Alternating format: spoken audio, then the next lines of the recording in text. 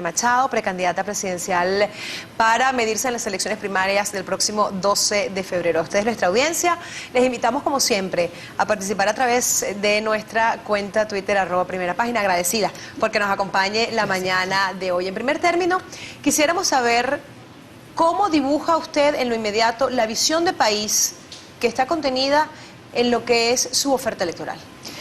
Aymara, los venezolanos hemos comprobado en estos últimos 13 años con muchísimo dolor, que concentrar todo el poder en el Estado, que arrebatarle el fruto del esfuerzo a la gente, que negar la posibilidad a que la iniciativa, el emprendimiento se desarrolle en una sociedad, simplemente lo que nos lleva es a tristeza, exclusión, a pobreza y a violencia. Es la oportunidad, la primera vez en nuestra historia, de decir, esto no sirve. El centralismo, el populismo, el rentismo, desde el Estado hacia la gente, no sirve. Vamos a darle la oportunidad para que los que están en la pobreza de verdad puedan dejar de serlo con su trabajo, con su esfuerzo. Tener una Venezuela de una clase media vibrante, en expansión, que tú le digas, si tú trabajas, si tú estudias, vas a echar para adelante. Y eso es la oportunidad que le hemos planteado al país con el capitalismo popular. ¿Cómo, ya que habla de capitalismo popular, cómo implementar el capitalismo popular en lo inmediato? Que no sea una promesa percibible a largo plazo, en 5 años de gobierno, sino en el menor lapso posible. Mira, lo primero que hay que hacer es darle confianza al país. Decirle a todas las personas, aquellas, desde la más humilde, la mujer que hace tortas y la vende en la calle, hasta el empresario grande o hasta el que se fue de Venezuela. Este es un país donde se va a respetar lo tuyo, donde tendrás reglas de juego claras, justas y nuevas reglas de juego, porque eso es fundamental. Pero te vamos a dar la oportunidad de surgir. ¿Qué es lo que tiene que hacer el próximo presidente de la República? Generar confianza. ¿Cómo? Aquí hay Estado de Derecho, aquí se respeta el Estado de Derecho y aquí vamos a darle la oportunidad que todo el mundo prospere. El Estado se dedica a hacer lo suyo. ¿Qué tiene que hacer un Estado responsable? Que haya luz, que haya agua, que haya la mejor salud y educación del mundo, porque eso es lo que nos permite cerrar las brechas sociales, que haya seguridad. Pero no quiero un Estado haciendo alpargatas, areperas, celulares, quebrando fábricas de cemento y centrales azucareros, sino más bien que eso sea la sociedad la que los promueva. Yo estoy convencida, segura, que en pocos días comenzaremos a ver en Venezuela esa sensación de confianza que se va a traducir, no solo que vengan los capitales, que es muy importante, pero sobre todo que todo aquel venezolano que se ha ido regrese, porque los necesitamos. ¿Cómo puede verse esa sensación de confianza? Y esta es la última pregunta que le hago en este momento con relación al tema económico, porque quisiera que prestáramos primero atención a lo que es el asunto estructural del Estado. ¿Cómo puede lograrse esa confianza en pocos días, como usted señala? Mira, lo primero es el ejemplo, el demostrarle a todos los venezolanos que no va a haber un proceso de retaliación ni de venganza que nos va a dividir ni a pasar facturas. Aquí no venimos a pasar facturas, aquí venimos a unir y a trabajar. Necesitamos a todos los hombres y mujeres de buena voluntad que aporten, los que trabajaron antes, los que estuvieron antes, los que están ahora, los que nunca se han involucrado al servicio público. Necesitamos dar señales de confianza a las Fuerzas Armadas, a los poderes públicos y también a los agentes económicos. De eso se trata, teniendo el mejor equipo de hombres y mujeres honestos, con carácter, con experiencia, con talento. Eso es lo que tenemos que transmitir. Usted habla de retaliación, que no va a haber retaliación. Esto me permite introducir la pregunta. ¿Cómo lograr la convivencia en el Estado venezolano, en el escenario de que usted fuera la presidenta de la República, sabiendo que tenemos poderes del Estado que se han mostrado con sus posiciones, con sus acciones proclives a este gobierno? En primer lugar, quiero insistir, el reencuentro y la reconciliación exige primero justicia, no es impunidad. Para que haya paz, tiene que haber justicia. Es cierto lo que tú dices, estos poderes públicos están en sus cabezas, dirigidos por personas que han demostrado lealtad o fidelidad o cercanía incondicional con este gobierno. Pero están allí no por convicciones, están allí por el poder. Y cuando cambia el equilibrio del poder, está demostrado en la historia que cambian las posiciones. Mira, yo he ido conociendo el chavismo y te lo digo, muchas de quienes están en esas posiciones ahora no lo van a estar frente a un nuevo gobierno. ¿Cómo entonces? ¿Cómo lograr con acción puntual, con acción inmediata, ese reencuentro, esa reconciliación? Demostrando que venimos con los brazos abiertos a hacer justicia y a avanzar. ¿Qué tenemos que hacer? En lo económico. En lo económico, como te digo, generar confianza. Aquí hay respeto a la Constitución y al Estado de Derecho. Aquí hay respeto a tu propiedad. Aquellas personas que le arrebataron producto de las mal llamadas expropiaciones serán resarcidas, se hará justicia. Aquellos trabajadores a quienes se les violan sus derechos, porque ¿sabes que cuando se habla de propiedad privada se ignora el hecho de que hay 18.000 millones de dólares en deuda en pasivos laborales a trabajadores venezolanos? Eso es un robo igual como el que le quitan su finca o el que le quitan su zapatería o su empresa. Serán respetados y resarcidos estos derechos. Y a las Fuerzas Armadas, al Tribunal Supremo de Justicia y al Poder Ciudadano, demostrarle que aquí vamos a un proceso de independencia de poderes, pero de cumplimiento de la Constitución. Como jefe de Estado, soy responsable de mantener la unidad de la nación, demandando señales, sí, de justicia y de respeto, pero de firmeza. Aquí no va a haber caos en este proceso de transición. Aquí no va a haber una guerra civil, como algunos han dicho. Haremos control de las armas, haremos control de la violencia y de los grupos irregulares. Pero sobre todo necesitaremos de todo aquel venezolano que entiende, los venezolanos y los ciudadanos, que esto es responsabilidad de todos. Hagamos el siguiente ejercicio. María Corina Machado es presidenta de la República, le es impuesta la banda presidencial, cumple con todo el protocolo de rigor establecido por el Estado y tiene que tomar la primera medida de gobierno. ¿Cuál será? La primera medida tiene que ir por la amnistía. Aquí se ha cometido unas injusticias terribles en materia de derechos humanos, pero inmediatamente tienen que procederse a tomar medidas asociadas a tanto las Fuerzas Armadas como el sector económico. El tema de las Fuerzas Armadas será un tema al cual queremos hacerle mención aparte. Ajá. En materia del sector económico, aquí tiene que demostrarse que habrá respeto a la propiedad. Aquellas leyes que violan tienen que ser revisadas. A muchas de ellas, producto de errores que ha cometido este propio gobierno y el Parlamento, han sido excesivamente reglamentarias. ¿Cómo se resuelve eso? Vamos a promulgar reglamentos que regresen a lo estipulado en nuestra Constitución en cuanto al respeto a la libertad de expresión, a la propiedad, a la libertad económica.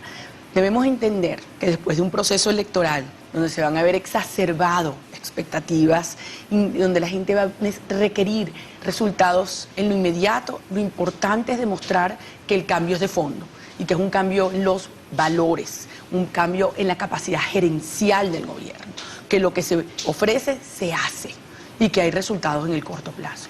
Reiteramos entonces la pregunta, ¿cuál es la primera medida que tomará María Corina Machado si es presidenta de la República? Bueno, en primer lugar, como te dije, vamos al tema de la amnistía y del perdón. ¿Cómo se materializaría esa amnistía y ese perdón? Bueno, necesitamos una ley de amnistía. Necesitamos una ley de amnistía que ya fue además presentada a la Asamblea Nacional.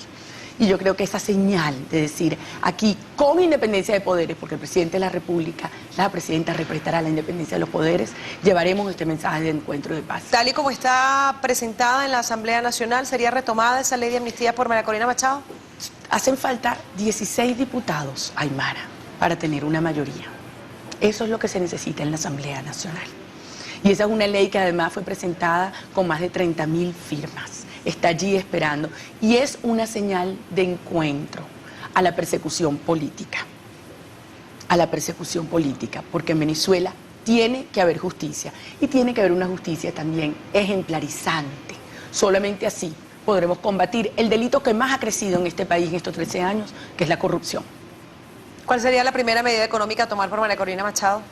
Yo creo que hay que darle señales al mercado, de que progresivamente iremos abriendo el mercado, tenemos que darle señales que habrá respeto a la propiedad y todas aquellas leyes que lesionen la propiedad y que cuestionan, por lo tanto, la confianza desde el pequeño hasta el grande, tienen que revisarse. Por ejemplo, la ley de inquilinato, la ley de arrendamiento, que lo que está es generando una tensión y un conflicto social, desde los más humildes hasta las clases medias venezolanas, que ha destruido y paralizado el mercado de alquiler, con señales como estas, diciendo, a través de decretos presidenciales, las leyes se modificarán en su momento, a través de decretos presidenciales, y con nuevos superintendentes, en este caso, Indepavis, ley de costos, tú le estás diciendo al país, de un régimen represivo, punitivo, vamos a hacer justicia, vamos a abrir oportunidades, vamos a hacer cumplir la ley, pero en el marco siempre del estímulo al progreso, al esfuerzo, a la propiedad y a la libertad. Eso es lo que queremos los venezolanos. Le dejo la pregunta abierta para responderla al retorno de la pausa. Entre las acciones económicas que emprenderá María Corina Machado de ser electa presidenta de la República, ¿cómo queda el control cambiario? Conversamos la mañana de hoy con María Corina Machado, precandidata presidencial. A ustedes, nuestra audiencia, les invitamos a participar a través de nuestra cuenta Twitter, @primera página. Que nos ocupa en esta entrevista que tenemos la mañana de hoy con María Corina Machado, la primera de esta serie que sostendremos con los 6 candidatos presidenciales. A ustedes, nuestra audiencia, les invitamos a continuar participando a través de nuestra cuenta Twitter, @primera página. Había quedado una pregunta en el aire y era precisamente el control de cambio. El control de cambio. ¿Qué va a pasar con el control de cambio? ¿Cómo se va a mantener, si es que se va a mantener el tiempo, o cómo se va a desmontar de forma progresiva, si es que va a ser de forma progresiva, en el gobierno de María Corina Machado? Yo había terminado diciendo, Aymara, que el delito que más ha crecido en Venezuela es la corrupción. Y cuando tú pones controles que son manejados de manera discrecional en un país de esta manera, eso lo que produce es corrupción. Y en Venezuela el control de cambio históricamente a eso es lo que ha generado. De manera que por supuesto que hay que desmontar el control de cambio. Hay 4 formas de hacerlo. Yo considero, y después de haberlo evaluado con nuestro equipo económico, conociendo experiencias en otros países del mundo, que debemos plantearlo de esta manera, decirle a los venezolanos, vamos a desmontar el control de cambio en un año. Lo vamos a hacer primero generando confianza en el país. Tú desmontas el control de cambio al llegar al gobierno y eso lo que puede ser es una fuga de capitales terrible. Primero tienes que dar señales de estabilidad, señales de que los cambios van a ser para no revertirse. ¿Cuáles son esas señales? Ahí voy. Y entonces al cambio, después de ese año, puedes haber hecho 1 o 2 ajustes en la tasa de cambio, en el tipo de cambio, para no cerrarte totalmente la posibilidad de iniciar los procesos de exportación, y al periodo del cambio, al terminar un año, tú puedes liberar el mercado. ¿Cuáles son esas señales? Las que te decía antes. Es decir, aquí hay un equipo que hemos conformado de gerentes con visión y vocación social. Personas que venimos a servir a Venezuela con integridad, con respeto, a transformar el país, con transparencia desde la gestión pública y entendiendo que el Estado va a hacer su trabajo, que hay un sector de la economía, tanto la economía informal como el empresario privado, que tenemos que darle facilidades, impulso para que prosperen, y que también creemos, por supuesto, en todos los otros sectores de la ciudadanía, estudiantes, trabajadores, a los cuales tenemos que plantear un gran pacto de desarrollo. Así generamos confianza. ¿Sería necesaria entonces una transición como parte de la política a implementar en el gobierno de María Corina Machado? Me explico, una transición que permitiera insertar estas nuevas acciones en un periodo de gobierno, entiendo que uno solo porque usted no está de acuerdo con la reelección. ¿Esto implicaría además una reforma a la Constitución? Mira, en primer lugar, para ser estable y no reversible estos cambios, que es lo primero que queremos, derrotar este gobierno y asegurarnos que el próximo gobierno va avanzando en un proceso de un país destruido en lo institucional, en lo productivo y en lo moral, sin que haya retrocesos. Hay que tener claro que se requieren 2 cosas. Por una parte, la capacidad de gestión. Y yo lo decía anoche, construir escuelas, carreteras, generar empleo, seguridad, eso es fundamental. Pero es indispensable simultáneamente ir avanzando en la institucionalización del país. Y a eso es lo que tú dices cuando te refieres, entiendo, a la transición. Cómo, teniendo instituciones destruidas en el ámbito de lo judicial, del poder moral, de las propias Fuerzas Armadas, podemos revalorizarlas, reinyectarles sobre todo en lo moral, para que podamos ir transitando y construyendo simultáneamente, generando resultados para una sociedad que está desesperada en materia de calidad de vida, pero al mismo tiempo construyendo las instituciones públicas que hacen que este cambio no se retroceda. Vamos a presentar, a propósito de lo que usted comenta, un comentario que llega a través de nuestra cuenta Twitter de nuestro televidente Román Román. Hay 2 instituciones básicas y fundamentales que son débiles y corruptas, la familia y la académica. Ahí nace la corrupción. A propósito de este comentario, nos permitimos introducir la siguiente pregunta. ¿Cómo lograr en este proceso de un nuevo gobierno retomar los valores que hasta ahora parecieran desechados por este gobierno, valores fundamentales en lo que es la construcción de un ciudadano. Me encanta la pregunta y tú sabes por qué. No solamente porque estuve 8 años de mi vida trabajando en la formación ciudadana dentro de Súmate, sino porque soy mamá y tengo 3 hijos. Y entiendo que la familia, la protección de la familia es esencial para que podamos tener un país de hombres y mujeres que tienen conciencia, que tenemos derechos individuales, pero que tenemos responsabilidades públicas, comunes, colectivas con el país. Esos valores que tú hablas de la honestidad, del trabajo, del esfuerzo, del mérito, de la solidaridad humana por encima de todo. Y eso me lleva a hablar de la mujer venezolana. Mira, hay 3 millones de hogares que no tienen un papá, solamente una mujer. Date cuenta que de esas mujeres que salen a trabajar no tienen con quién, en muchos casos, dejar a sus hijos. De la economía informal, el 60% son mujeres, en su mayoría solteras o sin pareja. Entonces, si queremos fortalecer la familia, tenemos que darle a estas mujeres que están solas, con muchos hijos, la seguridad y la tranquilidad de que puedan salir a superarse, a trabajar, pero que sus hijos van a estar bien. Y ese son el tipo de acciones que en el corto plazo van generando y protegiendo y estimulando una familia más unida, que va a prevenir que estos muchachos se nos vayan a la delincuencia, a las drogas o al embarazo precoz, que es lo que está haciendo que 3 de cada 5 muchachas que dejan el bachillerato vayan a la calle. Llega esta pregunta a través de nuestra cuenta Twitter, @primerapágina, del señor Alexis López. ¿Cómo piensa eliminar una ley por decreto? Si para ello debe tener un habilitante, entonces lo que critica lo va a volver a hacer. No, yo creo que yo lo aclaré y si se entendió mal, le agradezco la pregunta. Estoy hablando con los reglamentos. Dije que hay muchas de estas leyes que se han aprobado en este periodo que son excesivamente reglamentarias y que le han dado a este Ejecutivo, a este Gobierno, por la vía de la facultad de reglamentos del Ejecutivo, modificar o implementar muchos de estos contenidos. Por la vía de reglamento pueden resarcirse muchos de esos daños. Las leyes las modificaremos más adelante con un Parlamento que estoy convencida que entenderá que es el momento de actuar en beneficio de todo el país y no de un solo sector. Yo creo en la independencia de poderes. ¿Cómo piensa usted que se puede reconstruir un país, dar un viraje hacia otro que no sea el modelo socialista que pretende implementar este gobierno, si no se sabe a ciencia cierta cuál es el alcance de los compromisos económicos contraídos? Bueno, sin lugar a dudas es un desafío terrible. Y déjame decirte que en este país, en este gobierno, se ha multiplicado la deuda por más de 7.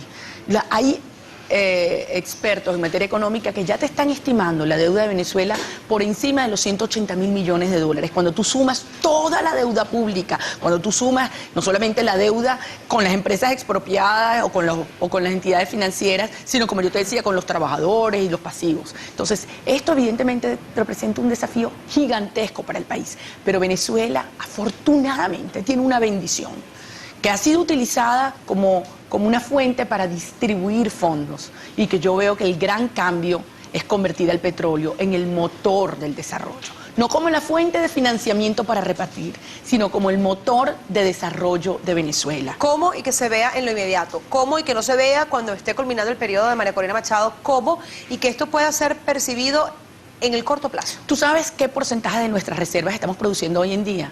Menos del 0,5%. Es decir, que tenemos petróleo, Aymara, para 200, 300 años. Cuando todos los expertos te dicen que en 40 años es posible que surja un sustituto y se nos va a quedar toda esa riqueza bajo la tierra. ¿Cómo vamos a poderle ver los ojos a nuestros hijos, a nuestros nietos, diciéndoles que nuestra generación no aprovechó eso? ¿Qué hay que hacer? Hay que multiplicar por 3, por lo menos en 6 años, la producción petrolera. Y se puede hacer. Ahora, eso requiere al menos 236.000, 240.000 millones de dólares. El Estado venezolano los tiene. ¿Es en eso en que debemos gastar la plata de los venezolanos? ¿O tenemos que ponernos a construir escuelas, carreteras, hospitales, universidades que están en la ruina en Venezuela? Evidentemente, allí tenemos que abrirnos a la inversión privada, no solamente internacional, de chinos y rusos, que los venezolanos podamos invertir en petróleo. Aguas arriba, desde la exploración hasta la refinación y la comercialización. ¿Eso implica alguna modificación en nuestra legislación? Sí. ¿Cuáles? Bueno, en primer lugar, la ley de hidrocarburos, hay que revisarla, la proporción. Hay proyectos que el Estado venezolano no tiene el 60% para invertirlo allí. En segundo lugar, el decreto sobre ganancias exorbitantes. Eso hace que algunos proyectos simplemente en la faja no sean atractivos para ningún inversionista. Y debemos entenderlo. O sea, aquí hay que manejar esto con transparencia y con responsabilidad, diciéndole la verdad a la gente. ¿Cómo sería? ¿Por la vía de la reforma o por la vía de una ley habilitante? Esas modificaciones económicas. Yo no creo en leyes habilitantes. No creo en leyes habilitantes. Creo que por consenso en algunos sectores y por supuesto con la mayoría del país que hará presión, los representantes de las distintas instituciones públicas, en especial el Parlamento, y tú sabes que ahora sí lo conozco por dentro, responderán. Créeme, responderán. ¿Piensa usted que la ley de costos y precios justos es la política adecuada en este momento? Si es así, ¿cuál considera usted que van a ser las consecuencias inmediatas? Si no, ¿qué propondría? Eso es lo que le tiene que ir para el mercado, preguntárselo a las amas de casa. Dígame, yo lo advertí hace 6 meses cuando comenzó el anuncio del presidente. Esto va a traer escasez, inflación y corrupción. ¿Qué estamos viendo ahora? ¿Qué hay que hacer entonces? Mira, yo llegué a ver 2 mujeres a golpes, peleándose a golpes por 1 litro de leche. Esto pasó en Venezuela. ¿Cómo controlar la inflación entonces? Aquí hay que entender que para controlar la inflación en Venezuela necesitamos una política fiscal responsable, un banco central autónomo, inversiones en nuestro país para que haya muchos productos, para que haya muchos servicios y para que entonces no haya escasez y así los precios bajarán. No es con controles, es con estímulos. Tenemos que hacer una pausa, nos queda solamente un negro de conversación, hay preguntas de nuestros televidentes, hay también varios temas que faltan abordar en esta entrevista, como el tema de la Fuerza Armada, también la política exterior y ese que usted acaba de abrir en este momento con este planteamiento, el tema de la política fiscal, ¿cómo abordarlo? Hacemos una pausa, continuamos al regreso con María Corina Machado, precandidata presidencial. María Corina Machado, ustedes, nuestra audiencia, les invitamos a participar a través de nuestra cuenta Twitter, @primerapágina. Hablaba usted en su último planteamiento de la política fiscal. ¿Cómo renovar esta política fiscal y que lo recaudado sirva para dar calidad de vida y que a las empresas privadas no se les peche con impuestos para fiscales? Mira, no solamente eso. Aquí tenemos que entender que más de la mitad del presupuesto se está manejando de manera discrecional como la caja chica del presidente de la República. Y lo primero que hay que darle es unidad a todo lo que es el ingreso, el tesoro de la nación. Todo bolívar que entre a Venezuela, producto de la actividad petrolera, será transparente y conocido por los venezolanos. Tenemos que hacer que el presupuesto no dependa de los vaivenes del precio petrolero, mientras seamos todavía una economía tan dependiente en el sector petrolero. Entonces, eso es la responsabilidad fiscal, creando fondos de estabilidad macroeconómica y diciendo, cuando tenemos vacas gordas, ahorramos para las vacas flacas. Y así tú le das a una nación estabilidad en su crecimiento. ¿Sería reeditar el Fondem? Y lo segundo, mira, no, porque además el Fondem es manejado nuevamente como la caja chica del presidente de la República. Sí creo que tiene que plantearse que todos los ingresos petroleros vayan al Banco Central de Venezuela y que de allí una parte se utilice para estabilidad macroeconómica, así como una parte también para un fondo social intergeneracional. Son detalles que explicaremos cómo instrumentar y que han funcionado en países donde también tienen una fuerte dependencia en una industria, en este caso la industria petrolera. Lo segundo, que tiene que ver con la política fiscal y la responsabilidad en la formulación del presupuesto. A través del situado le tiene que llegar a gobernaciones y alcaldías lo que les corresponde por derecho. Y esa es la forma real de hablar de centralización de poder a la gente. Lo otro es una farsa. Lo otro se refiere usted al poder comunal, a las comunas. Evidentemente, Aymara, ¿qué están logrando? Lejos de fortalecer a aquel mandatario electo que está cerca de ti, el ciudadano, al atomizar todo lo que son estos recursos y estas instancias, lo que lo están es debilitando. Fíjate lo que hicieron en las juntas parroquiales, ilegalmente porque están en nuestra Constitución. Las juntas parroquiales son la instancia de representación más cercana al ciudadano que yo planteo que hay que retomarlas y fortalecerlas. Es más, cuando hablamos de descentralización, uno de los planteamientos que yo he hecho, que tenemos que revisar incluso la distribución municipal, no para debilitar los municipios, para fortalecerlos. Hablar de más municipios. ¿Quiere decir usted que echaría por tierra lo que se ha logrado hasta ahora que el gobierno llama el empoderamiento del poder popular? La organización de base popular es espectacular. Me lo dices a mí, que yo he trabajado en eso durante años, y tú lo ves. Hay gente buenísima que entendió los consejos comunales no solamente como una forma de empoderarse, sino de ayudar y de servir. Y lo necesitamos, mesas de agua, mesas de tierra, pero eso sí, trabajando de la mano con las autoridades regionales y locales, no debilitándolas, y no como un espacio de yo te doy si te vistes de rojo, yo te doy si bajas la cabeza, lo que te dice el presidente de la República. Si algo nos ha quedado claro en estos 13 años, es que este tema de que yo te doy significa yo también te quito.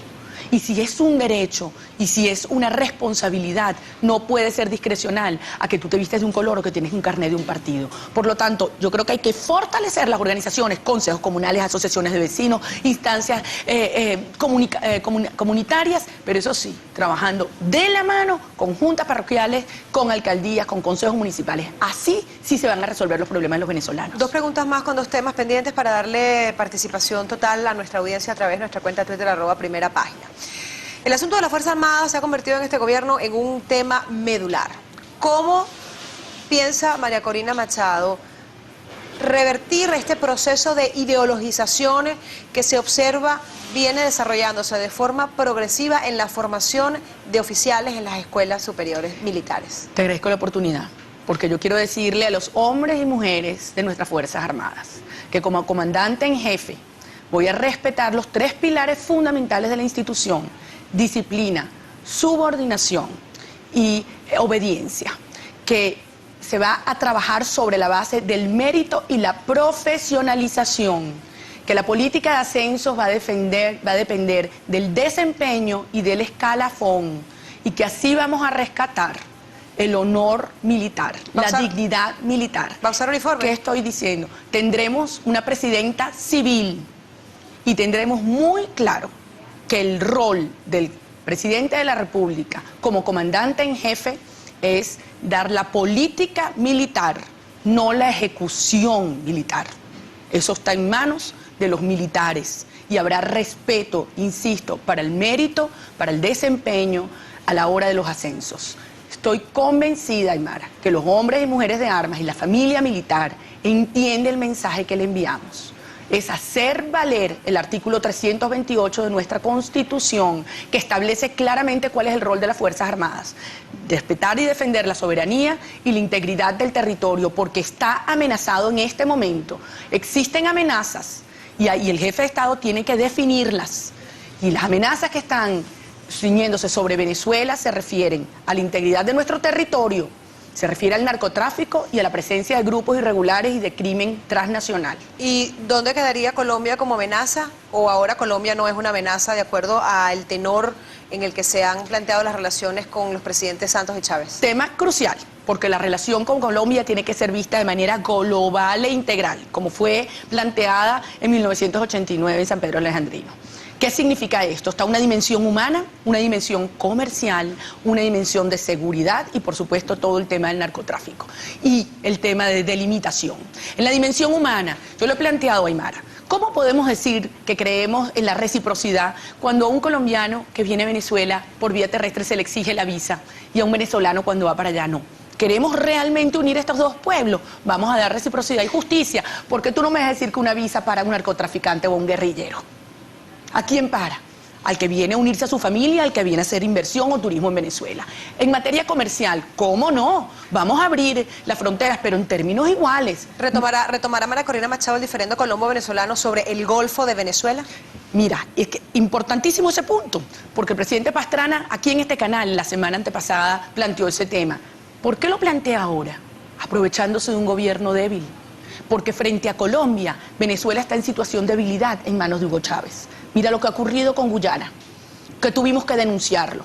Mira la posición de nuestro país, que está en riesgo de perder la fachada atlántica, el acceso al océano Atlántico por la irresponsabilidad y la inacción de este gobierno. Eso no va a ocurrir en nuestro gobierno en cuanto a la delimitación de las aguas marinas y submarinas en el lago de Maracaibo, en el lago de Venezuela. Revisamos preguntas que llegan a través de nuestra cuenta Twitter de Yelitza Puche. Con esto en quiebra, ¿cómo vas a construir casas, vialidad, escuela? Le pido respuestas breves para dar mayor participación. No está en quiebra, Yelitza. Ha estado muy mal administrado, pero con los recursos de Venezuela destinados eficientemente y en alianza con el sector privado, nacional e internacional, haciendo que las inversiones lleguen a nuestro país, veremos una Venezuela de crecimiento y de prosperidad. Pregunta Humberto Rivero, si sigue existiendo el Bolívar fuerte, quiere decir que María Corina Machado no ha entendido las causas de la crisis mundial. ¿Venezuela puede avanzar? Venezuela tiene hoy la inflación más alta del mundo. En 11 años, 12 años, 1100%. Lo que cobrabas con un bolívar, ahora necesitas 12. No me hablen de crisis internacional. Venezuela ha tenido la oportunidad en esta década de estar de primera en América Latina, en producción, en exportaciones, en educación, en cultura, en la ciencia, y la vamos a poner.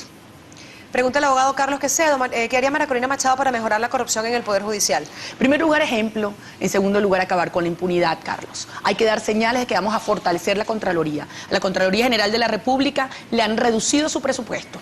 Vamos a tener allí un contralor que controle, no un contralor que tape los abusos desde el Estado. Así vamos a mejorar la corrupción. Pregunta Héctor Esteves, ¿qué opina María Corina Machado con respecto a su homólogo Leopoldo López y su inhabilitación? ¿Podría ejercer su rol como presidente administrativo? Y agrego a esta pregunta, si tuviera la posibilidad de que todos ellos, los otros 5 candidatos, participaran en su gobierno como presidenta, ¿en qué cargo los pondría? La primera respuesta es sí.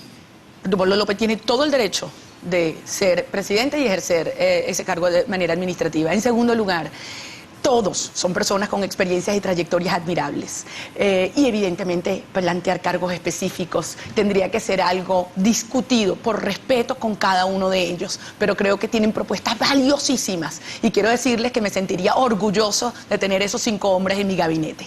La última pregunta de Keta Stephanie, ¿qué papel juega la Universidad Venezolana en el impulso de un futuro mejor para Venezuela? Stephanie, la Universidad Venezolana es donde está el pensamiento crítico irreverente, la investigación, el desarrollo. Vamos a abrir oportunidades y ese fue el planteamiento que yo hice de la revolución del conocimiento, Aymara. Decirle, si tú te vas a estudiar, no importa dónde hayas nacido, si tú tienes el talento, el esfuerzo y has logrado llegar y tienes acceso a la universidad, por plata no vas a dejar de estudiar. No vas a dejar de poder ser un gran profesional. Pero para eso tenemos que entender que las universidades son las grandes aliadas. Las universidades y los profesores. Hoy en día, entre las 100 universidades mejores de América Latina, no aparece ninguna venezolana. Cuando en el pasado éramos reconocidos por las patentes, la investigación, el desarrollo. Eso es una tragedia. Ahora, ¿qué tenemos que hacer? Lograr los mejores profesores, hacer que las universidades compitan para que atraigan también a los mejores estudiantes y creer en nosotros mismos. Esa es la Venezuela que vamos a construir, de la unión, del respeto, de la firmeza, de la justicia y de la libertad, Aymara. Agradecida porque nos haya acompañado en la mañana de hoy. A ustedes, nuestra audiencia, también les agradecemos por haber participado en esta entrevista. Hacemos una pausa y volvemos con más de Primera.